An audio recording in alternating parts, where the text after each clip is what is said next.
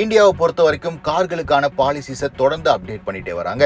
அது BS6 emission நார்ம்ஸா இருக்கட்டும், air bag ஸ்டாண்டர்டா கொடுக்கறதா இருக்கட்டும், டெல்லி போன்ற மெட்ரோ சிட்டிஸ்ல பொல்யூஷனை கம்மி பண்றதுக்காக 10 இயர்ஸ்க்கும் ஓல்டரான டீசல் கார்களை பேன் பண்ணதா இருக்கட்டும் அப்படின்னு பல விஷயங்கள் இந்தியால அப்டேட் ஆயிட்டு இருக்கு. அண்ட் இந்த விதிமுறைகள் ஸ்டேட் வைஸும் மாறுபடுது. இப்போ இதுல அடுத்த கட்டமா நீங்க ஒரு மெட்ரோ சிட்டில வசிக்கிறீங்க அப்படின்னா நீங்க பார்க்கிங் சர்டிபிகேட் வச்சிருந்தா மட்டுமே நீங்க புது காரை வாங்க முடியும். சிட்டிஸை பொறுத்த வரைக்கும் அன்ரெகுலேட்டட் பார்க்கிங் ரொம்பவே அதிகமா இருக்கும். வீட்டுல பார்க்கிங் இல்லாத காரணத்தினால சாலைகள்லயும் வீட்டுக்கு வெளியிலயும் கார்களை பார்க் பண்ணிருக்காங்க.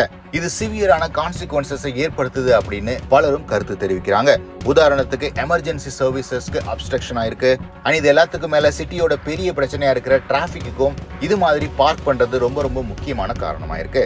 சோ இந்த எல்லா சிச்சுவேஷன்ஸையும் அவாய்ட் பண்றதுக்காக நீங்க ஒரு புதிய கார் பர்ச்சேஸ் பண்ண போறீங்க அப்படின்னா உங்களிடத்துல அந்த காரை பார்க் பண்ணக்கூடிய பார்க்கிங் வசதி இருக்கா அப்படிங்கிற பார்க்கிங் சர்டிபிகேட்டை வாங்க வேண்டியிருக்கும். உங்க காரோடைய டைமென்ஷனை பொறுத்து பார்க்கிங் ஸ்பேஸ் மாறுபடும். மேலும் அந்த பார்க்கிங் ஸ்பேஸ் உங்க வீட்லயே இருக்கணும் அப்படிங்கிற அவசியம் கூட இல்ல.